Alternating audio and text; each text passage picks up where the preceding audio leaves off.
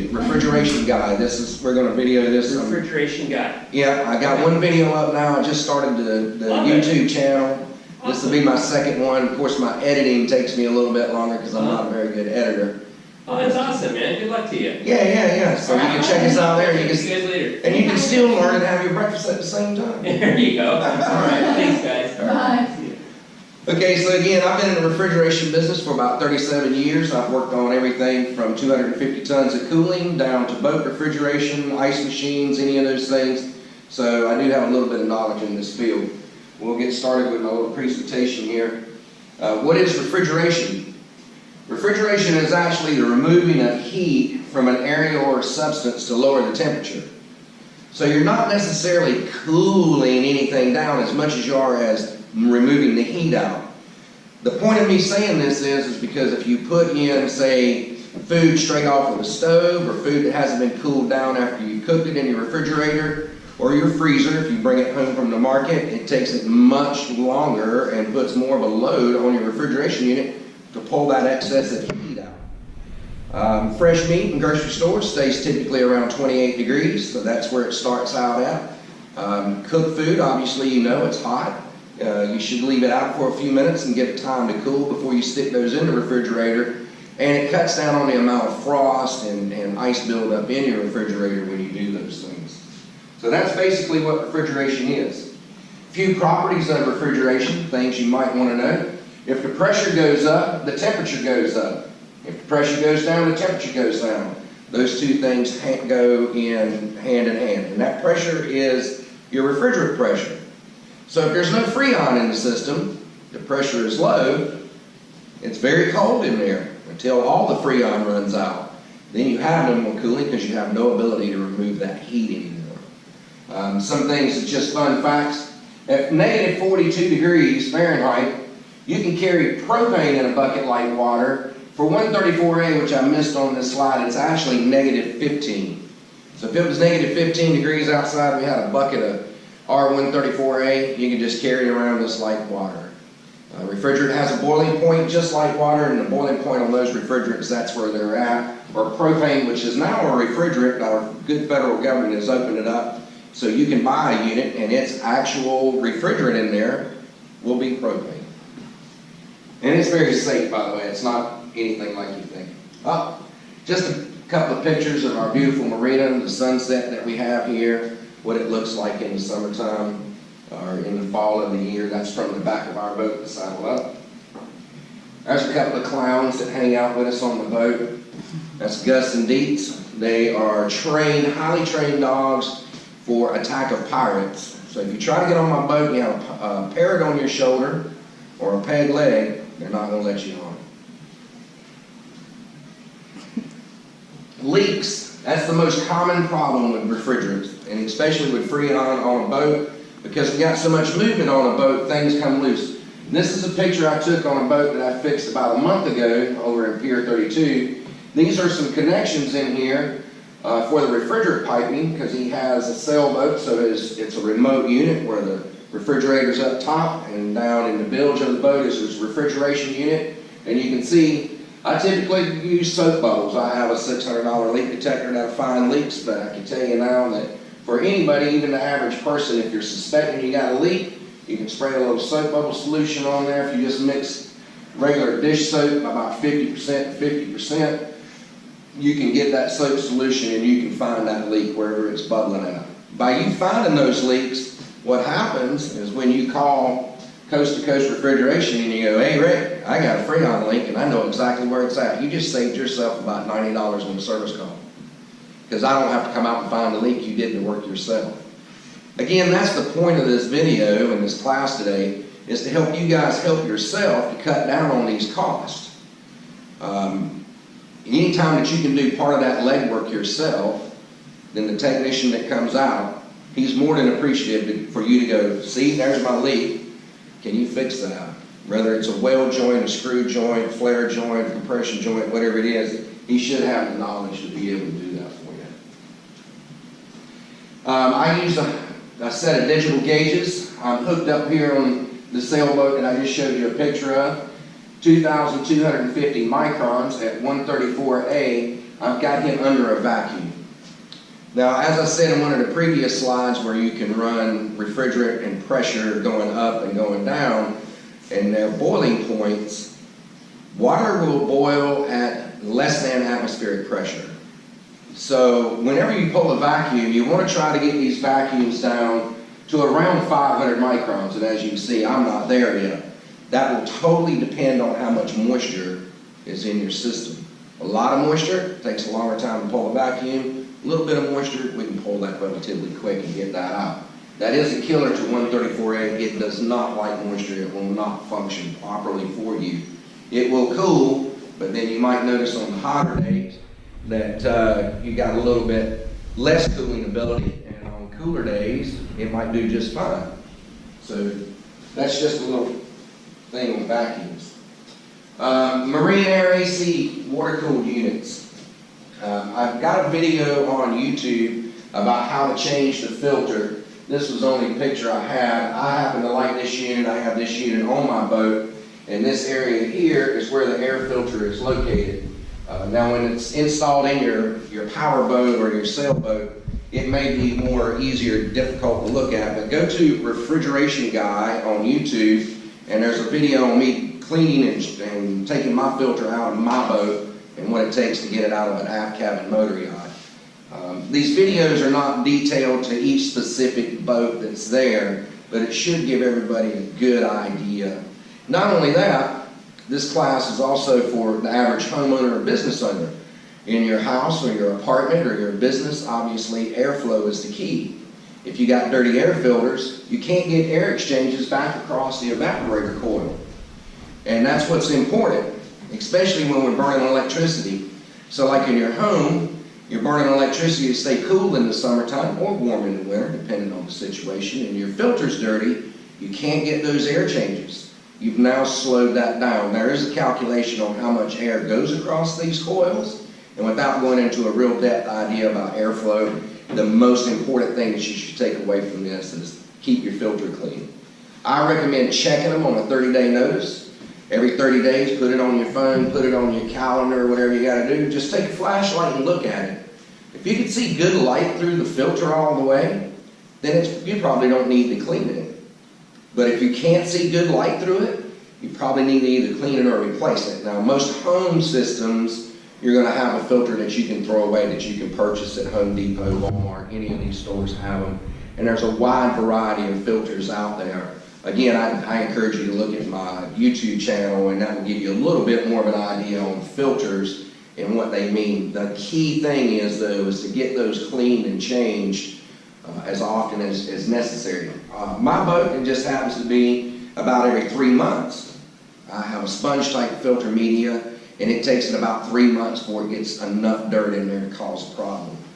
You might go 6 months. I've had filters in other homes that it takes a year, depending on the type of filter. So there's a lot going on with filters, but again, the key importance about it is change it often. Sea strainers for water-cooled units on boats. I think everybody's kind of familiar with this, where you have your water line here.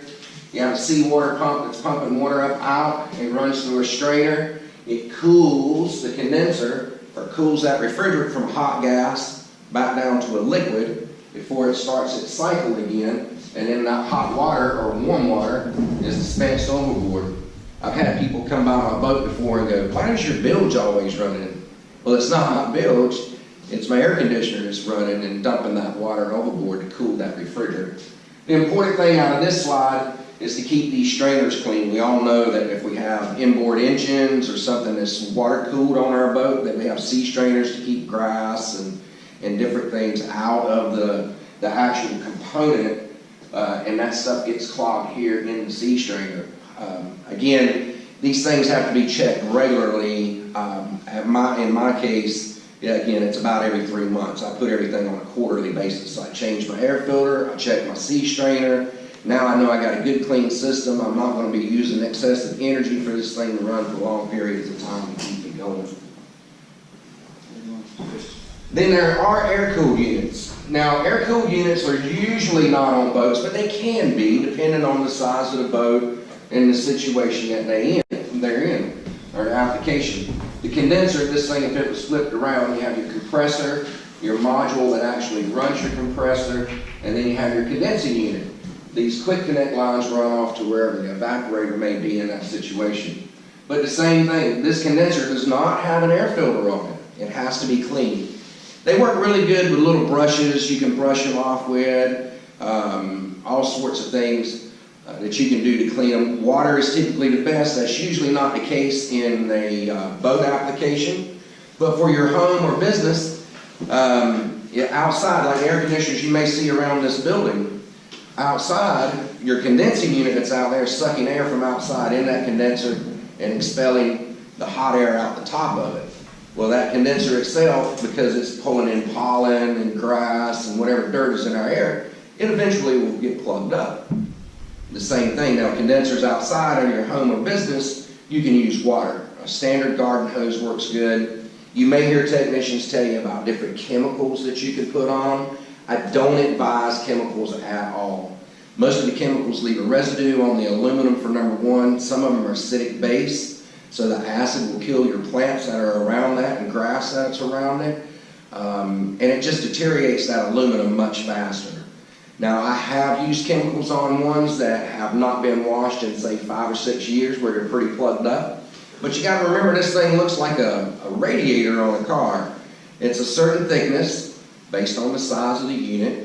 And once that dirt gets in between those fins and collects to those tubes, you might not be able to necessarily see it. You might look in there with your flashlight and go, well, gosh, I don't see any dirt on it. But where it's at is trapped in those fins. So a garden hose, with mild to moderate pressure, you can typically rinse all of that out. Most of the time you can wash one in like 30 minutes or less. On a home or residential type unit or business type unit, you can get those clean. And another reason you don't see these on boats, because this condenser is expelling warm air, and as we all know, on a boat in the summertime it's already hot in there, so why would we want to add extra heat to the inside of our vessel, if we don't have to. Plus we got seawater that's right there. We don't have to run a little cooling fan that's sitting in here, so we can utilize that free seawater, if you will, to cool our condenser or our refrigerant down. I have a question. You got a question? What if you're in warm water, like you're, near the equator? Does your air conditioner? Typically, water temperature, even around the equator, you're never going to hardly ever see seawater unless the depth is not there.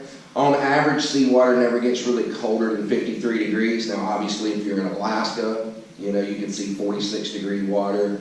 Or if you're down in the equator, you can see 70, 75, maybe even 80-degree water around the Caribbean. I've heard stories and seen people out there. Basically, it's about a 10-degree ratio.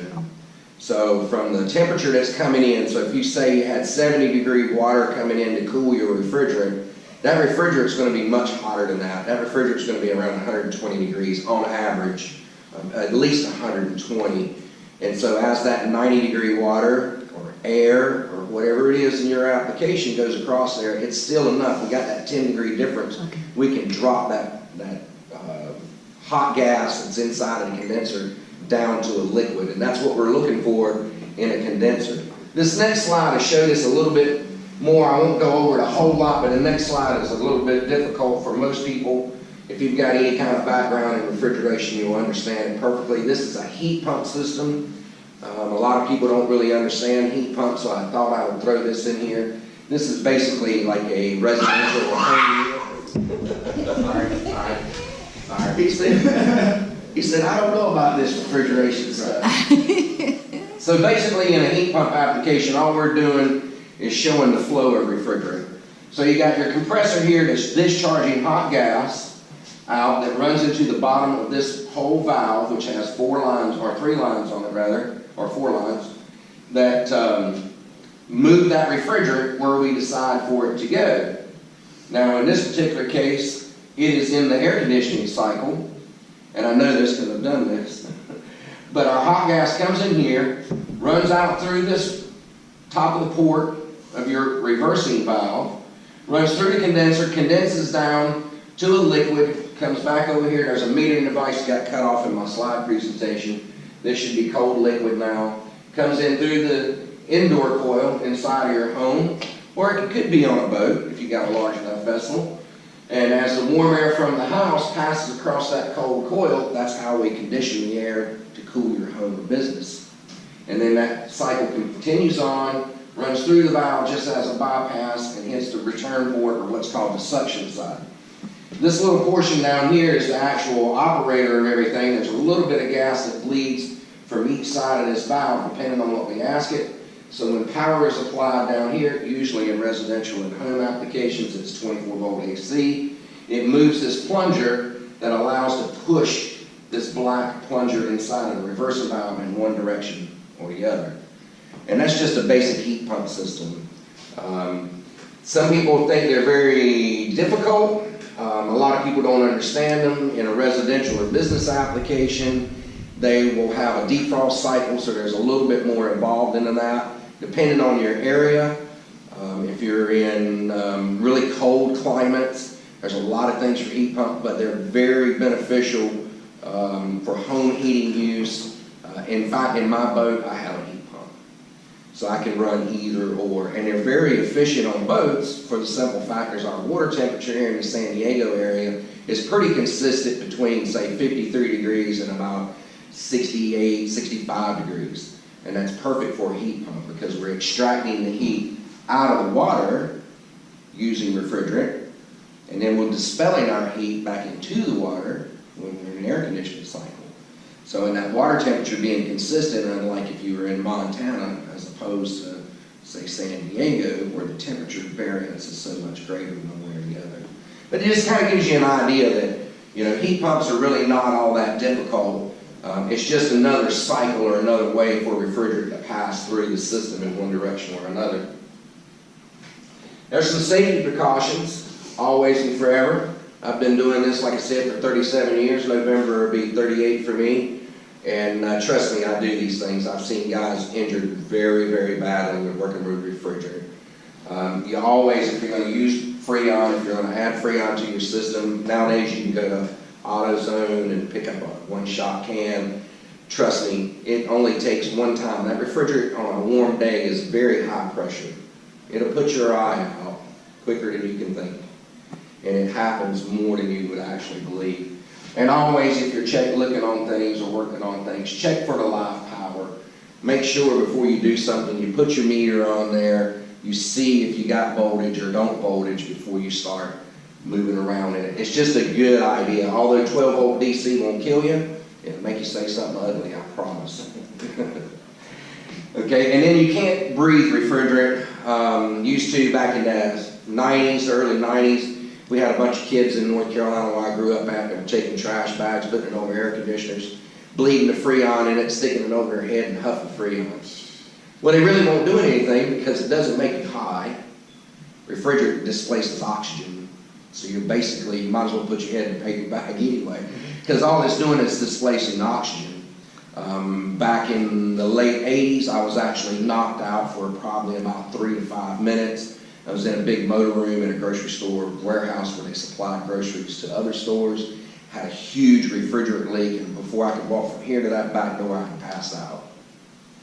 Now there's things in place that we got scuba stuff that are in most of our grocery stores that if we have a refrigerant leak, we can get oxygen to ourselves to evacuate the room. There's also detectors in these rooms now with exhaust fans that will suck that refrigerant out of there fast enough before somebody can get hurt. But as far as harmful to your body, it's not necessarily harmful. So if you got a small Freon leak and you really, some of it you can smell. The older gases had a chlorine base in it, like R22, which is being phased out next year. It'll be like R12, refrigerants, you won't be able to buy it. The newer refrigerants, they're such a blend, when they disperse out into the atmosphere, you never know exactly what chemical is out there. Yeah. Freon's heavier than air. Okay. So yeah, it will sink to the bottom, But the newer refrigerants, again, there's multiple chemicals there. If you're going to use a lot of refrigerants, I suggest wearing leather gloves, and then don't be afraid to ask for help. Again, part of this class is designed to help you get some knowledge about what refrigerant is, but you can call me. I'll be glad to walk you through it over the phone. Again, for some of you guys who just showed up, my YouTube channel It's going to explain a lot of these things. There's only one video on there now of something new that I'm exploring to see if I can help people out. Because really, nowadays, that's what it is for me. You know, I've done okay for myself, and for me now, it's about helping people. Yeah, I need to get paid a little bit every now and then for what I do and for some of the specialty equipment I have. But I would rather for you to call me and say, hey, how do I do this? And I'll walk you through it over the phone. And if you got face video on your phone, FaceTime or Instant Messenger, I've done this with people before. You call me on the phone, on the FaceTime, turn your camera and look at what you're working on so I can see it. And 9 times out of 10, I helped a lady last week put a faucet in her bathroom just with FaceTime. She had never done a faucet in her bathroom before. I helped a friend of mine back in North Carolina with FaceTime do a dehumidifier underneath his house. So don't be afraid to ask for help is the point, you know, if you're going to tackle some of these things on your own. Second opinions. I don't care if it's me or any other technician that you hire out there. If you're not comfortable and he can't show you exactly what's going on, get a second opinion.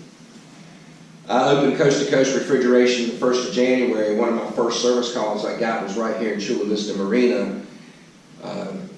Some service technician came out and told me he had to have a whole new compressor, he had to have all these parts, the refrigerator was no good, and left. Charged him $120 plus a $40 trip fee just to tell him his refrigerator was no good. The guy was smart. He was really smart. He goes, hey, you just opened the business. Would you look at this refrigerator for me? For $255, this refrigerator's running today. So don't be afraid to get second opinions. You know, and if a guy gets mad and you look at him and go, hey, you know what, I think, let me get a second opinion on this. And he gets mad, he probably wasn't the right guy to call in the beginning. You know, so if you tell me that, you're not going to get my opinions. I would rather for you to be comfortable with the repair that you're paying for as opposed, you know, to paying for something. 2 things in the world for a refrigeration company that constitutes an emergency. Warm beer and warm ice cream. Those 2 products are very, very fickle when it comes to temperature. Cold beer, everybody likes cold beer. You know, it's hard to drink a warm Budweiser. You can do it, but it's not that good. And ice cream. Ice cream likes -10. So if you ever buy ice cream in the grocery store before and you open the carton and there's ice crystals on top of it, that ice cream got warm and then was refroze again. Because a lot of times these suppliers will bring these into the grocery store on a pallet, unload the truck, before that people in the grocery store actually pick up the pallet and put it in the freezer. So how long does it sit there on the dock before it hits the freezer? Gosh, I couldn't tell you. But that's how you can tell by an ice cream. And in most grocery stores, if you carry your ice cream back, they will replace it for you because they realize that too. You know, they're working off the premise that nobody ever bring it back. Sometimes they will. Then obviously, like we've talked about, you got to find the right guy for the job and knows what he's doing. Somebody that can fix it right the first time so you're not having repetitive calls. For me at Coast to Coast, I worked on a boat out here a couple of weeks ago on a propane leak. Fixed the propane leak. I felt pretty confident things were. I walked by there a couple of nights later when I was walking my dogs. I could hear his alarm going off. I went over there. It was like 8:30 at night. And yeah, I could still smell propane, so I fixed it for free. I don't charge for callbacks. If I can't fix it right the first time, it's not your fault. It's my responsibility to make sure that you get a repair that's done right the first time. So when you write that check, you feel good about it. You know, it's not fair to anybody. That's just what I do. And then look out for people that sell you shit just because you can't fix you. Happens all the time. We see it and we hear about it. We all know about it. And when it's too hot outside, we sweat a lot. It's too gross to jump off in the water to cool off. So you need a lifeline. Who are you going to call? You know, call these 2 crazy guys. Raymond Barnes. This is a good friend of mine, Eric. He's actually with Rouse Food for Less. Him and I started up the project for Rouse Food for Less here in San Diego. It's a pilot program. Now it's full blown. They're all in-house refrigeration that's on there. My wife helped me out with this. She had to make me look silly with that. Well, we're on the saddle up.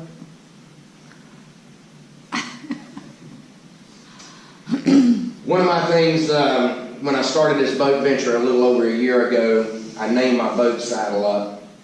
And it was always a dream of mine. I'm 50, I'll be 58 in July, and you know, I've always thought about living on a boat and traveling around, and it has been absolutely the best thing I've ever done.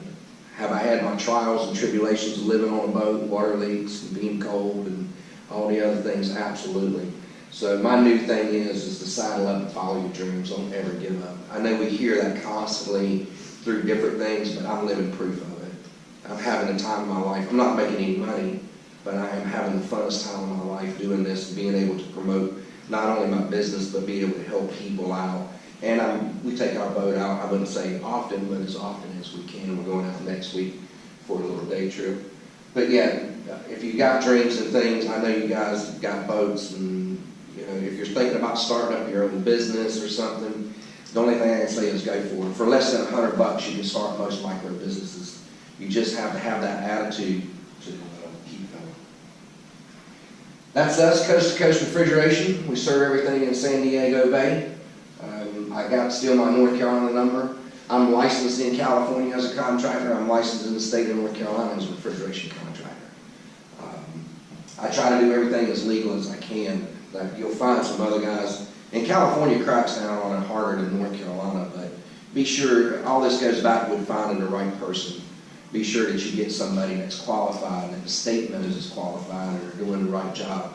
You don't want to pay them $1,000 and they're not in business tomorrow because they're in jail. And that kind of is the end of my little spiel. Does anybody have any questions? I mean, it can be on your business, it can be on your home, it can be on your boat, refrigeration, gas. I do all of those things. You work with holding plates a lot? Yes, sir. I just bought one. I'm exploring the idea about building a refrigeration unit, which I've built units before for research and development for companies, but I haven't actually built a cold plate unit per se. So I just bought a cold plate, and I'm trying to size them. The difficulty that I find, I like cold plates better than anything.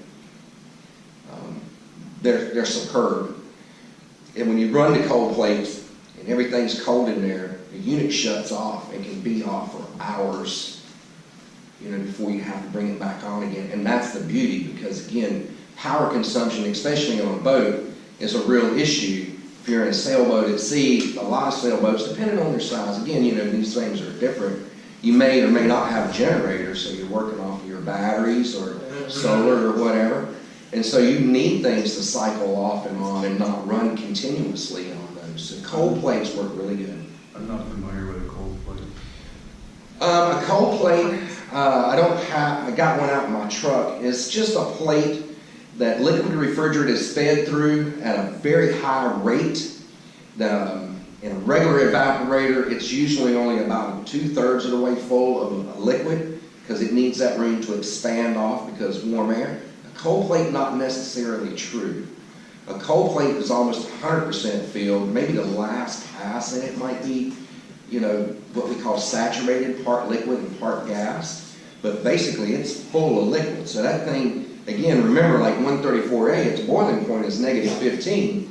So if we're running that cold plate, we can have that cold plate at least -15. In most cases, it's probably around -25, -30 degrees. And these are used in refrigeration or air conditioning? Refrigeration. Okay. Yeah, you don't see... And normally larger units. Well, no, not necessarily. There are smaller units that are like that, and that's what I'm in the process of trying to build one, a smaller unit. I've had a request for one, so I'm kind of doing it as a pilot. The problem is having enough insulation. Most manufacturers that I've dealt with and talked to, we like to have at least a minimum of 2 inches in your wall of your box. But you know, by the time you skin the box on the outside, you got your frame, you got your insulation, you know, this thing's starting to get bigger and bigger and bigger all the time. So that's the real key, is to try to keep that size as small as you can to fit in these applications, but large enough that you can, it has some use to it. A lot of and you know, I'm not 100% familiar. I've looked at some of these things online. The portable coolers, they have a little refrigerator. I think they work off the premise of a cold plate system. I haven't bought one or looked inside, so I guess I couldn't say that beyond a shadow of a doubt. But I think they're better. The real advantage to the cold plate is they're almost indestructible.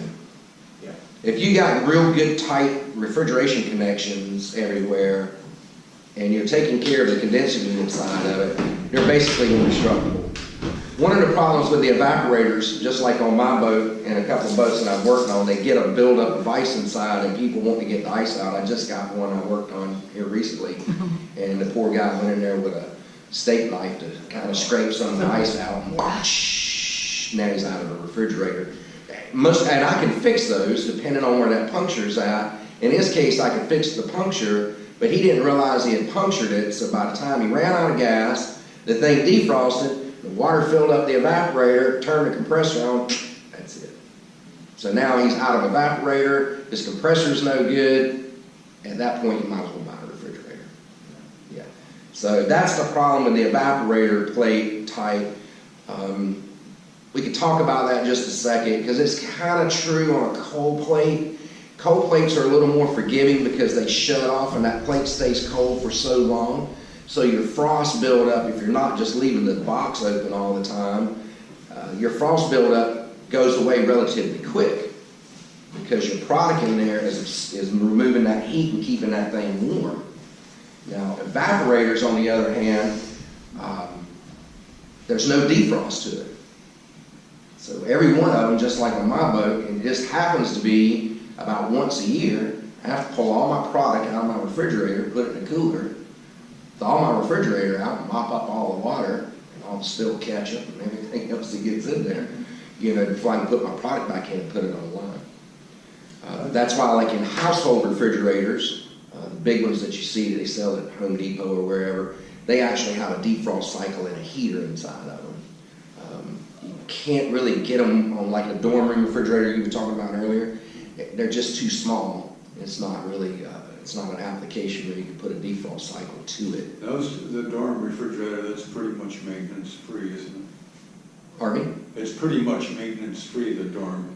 Absolutely, other than occasionally, depending on the use again, you'll have to defrost them. I have one of those on the back of my boat, kind of in my beer and pop cooler, and yeah, even so, you gotta defrost those manually, unfortunately. It just depends on what you like. For me personally, I don't mind defrosting my refrigerator because everybody, I've seen a billion of them, so you can say what you want to say. There's always something spilled in them.